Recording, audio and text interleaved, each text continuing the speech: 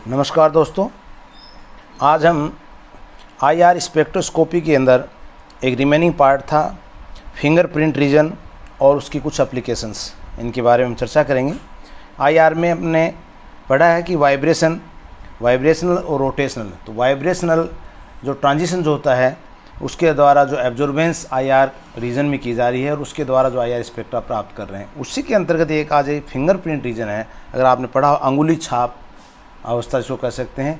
Fingerprint region को आपने सामान्य तौर पे केमिस्ट लैब वगैरह में भी आपने कई बार, ये फॉरेंसिक लैब हैं, इनके अंदर आपने सुना हो कि कई बार विसरा वगैरह जहर वगैरह खा लेते हैं कई, और उनके कुछ फिंगर्स प्रिंट लेते हैं, या जहाँ से कोई चोरी होती है वहाँ से फिंगरप्रिंट लेते हैं, या कोई भी वारदात होती है तो वहाँ से पुलिस विभाग सबसे पहले फिंगरप्रिंट लेता है और फिंगरप्रिंट के आधार पर हम उसको आइडेंटिफाई करने की कोशिश करते हैं कि भाई ये जो क्राइम किया है ये किसने किया। तो फिंगरप्रिंट से मतलब यहाँ पे वही अपना आईआर का रिलेटेड है कि इस रीजन के अंदर अगर कोई अननोन कंपाउंड हमारे पास है तो उस कंपाउंड में जब फंक्शनल ग्रुप का कार्य खत्म हो जाता है, फंक्शनल ग्रुप का रीजन खत्म हो जाता है, उसके बाद उस मेन कंपाउंड के बहुत से पार्ट हैं जिनके बारे में हम जानकारी जो है वो फिंगरप्रिंट रीजन से लेते हैं। तो वहाँ पर भी हम यही करते हैं, क्योंकि जानते हैं सामान्यतः किसी भी दो मनुष्यों की फिंगर जो है वो एक जैसी नहीं हो सकती हैं, कोई ना कोई उसके अंदर वेरिएशन आएगा। इसी प्रकार से कोई भी कंपाउंड एक जैसा नहीं होगा, उसके अंदर कंपाउंड में फंक्शनल ग्रुप होंगे और उसके साथ उस कंपाउंड की बेसिक थ्योरी भी होगी। तो उस फंक्शनल ग्रुप के अलावा जो रीजन हमारे पास बच जाता है, जैसे हम जानते हैं कि आईआर सिग्नल में आप देखते हैं कि 4000 से 600 पर सेंटीमीटर, ये रीजन हमारे आईआर रीजन की इसकी हम बात करते हैं, यानी आवर्ती तक के क्षेत्र में अवशोषण बैंड जहाँ पे प्रदर्शित होते हैं आईआर के। अब इसके अंदर आप देखेंगे कि 4000 से 1400 पर सेंटीमीटर, ये जो रीजन है ये रीजन हम करें फंक्शनल ग्रुप रीजन है। फंक्शनल ग्रुप यानी इस रीजन के अंदर जितने फंक्शनल ग्रुप हमारे पास OH, COOH, कार्बोनाइल ग्रुप है ना, एस्टर, एमीन इत्यादि, तो ये जो क्रियात्मक समूह हमारे पास यहाँ पे हैं, फंक्शनल ग्रुप जो हैं, उनका जो रीजन होगा वो 4000 से लेकर के 1400 पर सेंटीमीटर तक का रीजन है। इस रीजन के अंदर वो करीब करीब आ जाते हैं। इसका मतलब अब जो शेष रीजन बच गया कहाँ से, 1400 से लेकर के 600 पर सेंटीमीटर का। हमने कहा ना ये पूरा क्षेत्र ये था हमारे पास, इसमें से ये क्षेत्र हमारे पास फंक्शनल ग्रुप का आ गया, और रिमेनिंग पार्ट जो 1400 से 600 पर सेंटीमीटर का जो पार्ट है तक के क्षेत्र में अवशोषण बैंड आता है। वो विभिन्न क्रियात्मक समूहों को दर्शाने के पश्चात जो शेष बच जाता है उसको हम कह देते हैं कौन सा, ये रीजन फिंगरप्रिंट रीजन, यानी ये अंगुली छाप रीजन कहलाता है। फिंगरप्रिंट रीजन संपूर्ण अणु के जटिल कंपनों के कारण बहुत सारे अवशोषण बैंड प्रदर्शित करता है।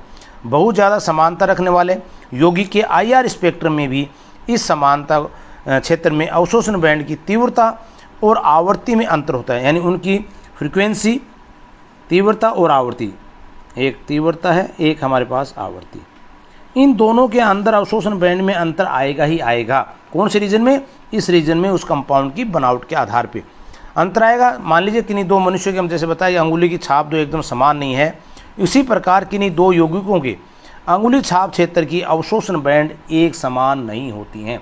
तो अंगुली छाप रीजन के द्वारा उस कंपाउंड के बारे में हम आइडेंटिफाई कर लेते हैं। फॉर एग्जाम्पल देखिए हाइड्रोकार्बन,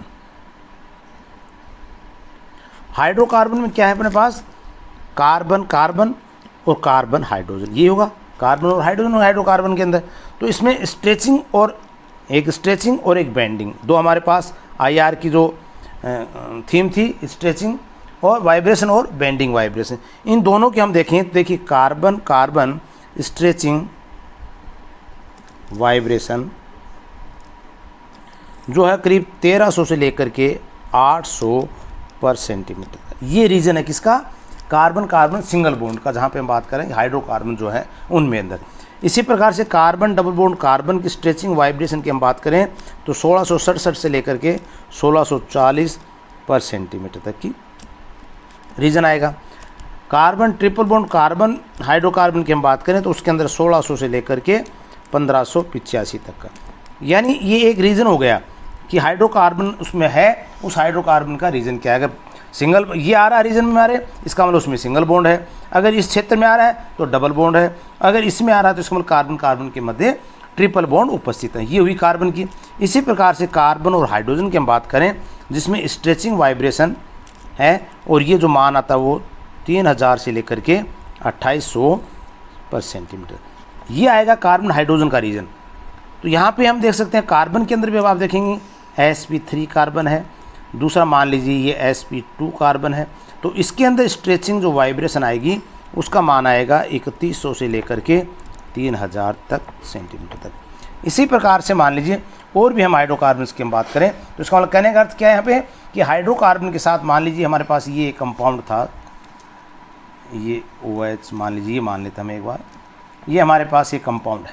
तो इसका मतलब ये तो क्या हो गए कार्बन हाइड्रोजन, ये कार्बन कार्बन की स्ट्रेचिंग आ गई। तो पहले सबसे पहले हमारे पास क्या है OH ग्रुप का। OH ग्रुप का जैसे कि हमने पहले निकाला कि फंक्शनल ग्रुप के तहत 4000 से 1400 पर सेंटीमीटर के एरिया में ये रीजन आ गया। इसके बाद रिमेनिंग एरिया बच गया हमारे पास carbon single bond carbon, carbon double bond carbon या कार्बन ट्रिपल बॉन्ड कार्बन। तो इस अवस्था में जो हाइड्रोकार्बन है उनकी स्ट्रेचिंग जो हम वाइब्रेशन जो है वो इस मान के द्वारा हमें पता चल जाती है। उसके बाद जैसे फॉर एग्जांपल हम लेते हैं आगे एल्कोहल ले लें। नेक्स्ट एग्जांपल हमारे पास एल्कोहल है। तो एल्कोहल में क्या होगा, फिनोलिक हो सकता है और एलिफेटिक भी हो सकता है। तो एक तो कार्बन और O की स्ट्रेचिंग वाइब्रेशन जो आएगी 1260 से लेकर के 1000 पर सेंटीमीटर तक की। ये किसकी है, कार्बन और ऑक्सीजन की स्ट्रेचिंग है। दूसरा हमारे पास ऑक्सीजन और हाइड्रोजन, ये स्ट्रेचिंग आएगी वाइब्रेशन की और ये आएगी हमारे पास 3650 से लेकर के 3584 तक। तो ये हमारे पास क्या आ रहा है OH ग्रुप के लिए CO की आ सकती है स्ट्रेचिंग, CC की आएगी वो हम इससे निकाल लेंगे, SCH की आएगी वो इससे निकाल लेंगे, और CO की जैसे हमारे OH ग्रुप है तो इसके साथ OH में CO ग्रुप की मान ले साथ निकालें तो स्ट्रेचिंग आ जाएंगी OH ग्रुप के लिए और H के मध्य की जाएगी, ये स्ट्रेचिंग का मान इसका आ जाएगा। इसी प्रकार से मान लीजिए हम आगे लेते हैं किसका, ईथर का ले लें। ईथर में क्या होता है COC, यही ग्रुप हमारे पास। तो यहाँ पे एलिफेटिक ईथर की हम बात करें तो क्या आता मान 1150 से लेकर के 1085 सेंटीमीटर तक। ठीक है, दूसरा हम कार्बोनाइल ग्रुप ले लें। कार्बोनाइल में एल्डिहाइड भी हो सकता है, कीटोन भी हो सकता है। तो इनकी भी क्या स्ट्रेचिंग के आधार पे हम इसके मान को ज्ञात कर सकते हैं। जैसे एल्डिहाइड में हम बात करें, कीटोन में जैसे मतलब 1715 के करीब आता है स्ट्रेचिंग कीटोन की। ठीक है, एल्डिहाइड की 1750 के करीब आती है, एसिटाल्डिहाइड की 1745 के करीब आती है, एसिटाल्डिहाइड।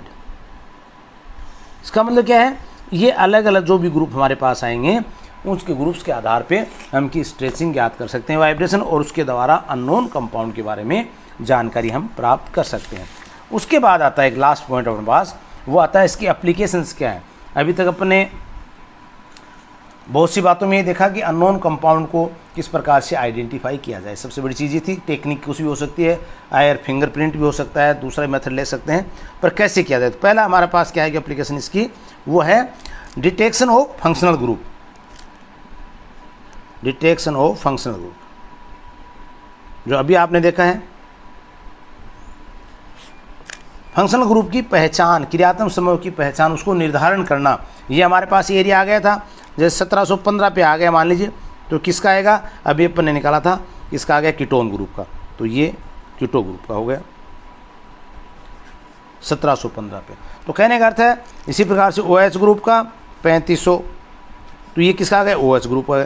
तो कोई भी फंक्शनल ग्रुप है उसको डिटेक्ट कैसे किया जाता है, निर्धारित कैसे किया जाता है, ये हमारे पास एक एप्लीकेशन हो गई कि detection of functional group, functional group की पहचान करना।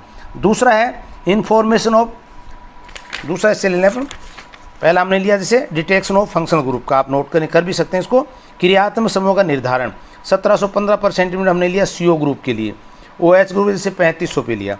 दूसरी एप्लीकेशन थी इसकी information about primary end of a sample, यानी प्रीलिमिनरी प्योरिटी सैंपल, सैंपल की शुद्धता और अशुद्ध, यानी हमारे पास जो सैंपल ले रहे हैं वो शुद्ध है या अशुद्ध है, इसकी पहचान कैसे करेंगे।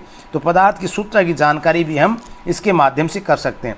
यानी सिंथेसिस कंपाउंड में क्या होता है, प्योर भी हो सकता है, इम्प्योर भी हो सकता है। अब हमने सिंथेसाइज किया तो इसको आइडेंटिफाई करना ज़रूरी है कि जो कंपाउंड हमने सिंथेसाइज किया है वो प्योर है या नहीं है। तो इसके लिए क्या है, प्योर कंपाउंड की स्पेक्ट्रा की तुलना उस सैंपल के IR स्पेक्ट्रम से करते हैं। किससे? एक रेफरेंस कंपाउंड को लेकर के। यदि दोनों स्पेक्ट्रम समान आ रहे हैं तो शुद्ध है। कहने का मतलब, मान लीजिए एक कंपाउंड हमने ये लिया जो हमने सिंथेसाइज लिया था, दूसरा मान लीजिए हमारे पास एक कंपाउंड है या दूसरा इसका ही पैरेलल कंपाउंड है, वो हमारे पास प्योर कंपाउंड, इसको बोलते हैं रेफरेंस कंपाउंड, यानी इसकी शुद्धता प्योर है, हमें पता है पहले। तो इसके कंपेयर में हम इसकी आइडेंटिफाई करके भी पता कर सकते हैं कि हमारे ये कंपाउंड जो है इसकी IR एक जैसी आ रही है, इसकी पीक से एक जैसी आ रही है, इसका मतलब ये कंपाउंड से रिलेटेड है, तो ये कंपाउंड भी क्या है, शुद्ध है। तो study of progress of reaction, यानी किसी भी रिएक्शन अभिक्रिया की प्रगति का अध्ययन कैसे करें। कैसे करने में क्या था हमारे पास, जैसे मान लीजिए फॉर एग्जांपल हमने एक सेकेंडरी एल्कोहल का एग्जांपल लिया, सेकेंडरी एल्कोहल, सेकेंडरी ये प्राइमरी एल्कोहल है, ये सेकेंडरी एल्कोहल है। सेकेंडरी एल्कोहल की ऑक्सीडेशन से हमें पता है क्या मिलता है, कीटोन। प्राइमरी एल्कोहल के ऑक्सीडेशन से क्या मिलता है, एल्डिहाइड। ठीक है, तो सेकेंडरी से हमें कीटोन मिला। इसका मतलब क्या हुआ, प्रोग्रेस यानी रिएक्शन हमारी कहाँ तक पहुंची है। जैसे मान लीजिए हमने सेकेंडरी एल्कोहल लेकर कोई क्रिया शुरू करी, ऑक्सीडेशन शुरू कर रहे हैं और हम बीच में पता करना चाह रहे हैं कि वो रिएक्शन कहाँ पहुंची है। तो उसका तरीका क्या है, पहले हमारे पास क्या था, सेकेंडरी OH यानी एल्कोहल का हमारे पास क्या थी स्थिति, उनकी पीक्स क्या आई है हमारे पास, यानी क्या थी 3500, जैसे हमने पहले ज्ञात कर रखी है। ठीक है, अब मान लीजिए जैसी रिएक्शन हुई, आगे इस रिएक्शन में परिवर्तन होकर ऑक्सीडेशन होकर क्या बन गया, कीटोन बन गया। और कीटोन बनने का हमें पता नहीं है बना नहीं बना, तो हम इसका आइडेंटिफिकेशन किससे करेंगे, IR की सहायता से कर सकते हैं। कैसे, जैसे ऑक्सीडेशन हुआ कीटोन बना और इसकी IR को जब हमने चेक किया तो पता चला हमें 1715 पर सेंटीमीटर आ रही है। इसका मतलब ये मान किसका आ रहा है, कीटोन का, यानी सेकेंडरी अल्कोहल से कीटोन में कन्वर्ट हो चुका, ऑक्सीडेशन पूर्ण हो गया। ये हमें पहचान करने में आसानी हुई कि रिएक्शन हमारी कहाँ तक प्रोग्रेस कर रही है, रिएक्शन कहाँ पहुँची है। नेक्स्ट लास्ट हमारे पास distinguish between two compounds of similar structure. मान लीजिए दो कंपाउंड, दोनों का एक जैसा स्ट्रक्चर है, तो उसको हम कैसे डिस्ट्रीब्यूट करें। ये आती है बात फिंगरप्रिंट रीजन की, जो अभी हमने बात की थी, क्योंकि उसके अंदर कहीं ना कहीं उस कंपाउंड की कार्बन की बेस, यानी ये क्रियात्मक समूह को यहाँ छोड़ दें इस कार्बन को एक को, तो ये जो बेस है इसकी बनावट में कहीं ना कहीं अंतर होगा। क्यों कि यहाँ पे फंक्शनल ग्रुप के कारण इसके बॉन्ड में क्या परिवर्तन हुआ, इसके साथ जो अन्य हाइड्रोजन या कोई और R ग्रुप, मिथाइल ग्रुप ऐसे लगे हुए हैं, तो इस बॉन्ड में क्या परिवर्तन हो रहा है। तो इस प्रकार से हम लगभग समान संरचना वाले दो यौगिक हैं उनको भी फिंगरप्रिंट रीजन की सहायता से ज्ञात कर सकते हैं। तो इस प्रकार से इनकी एप्लीकेशन भी IR की बहुत ही व्यापक है, और इन दोनों को जैसे हमने UV पढ़ा, IR पढ़ा, इनको आप अच्छी तरह से अध्ययन करें। नेक्स्ट वीडियो में हम NMR जो कि BSc पार्ट 3 का है उसको हम स्टडी करेंगे। Thank you.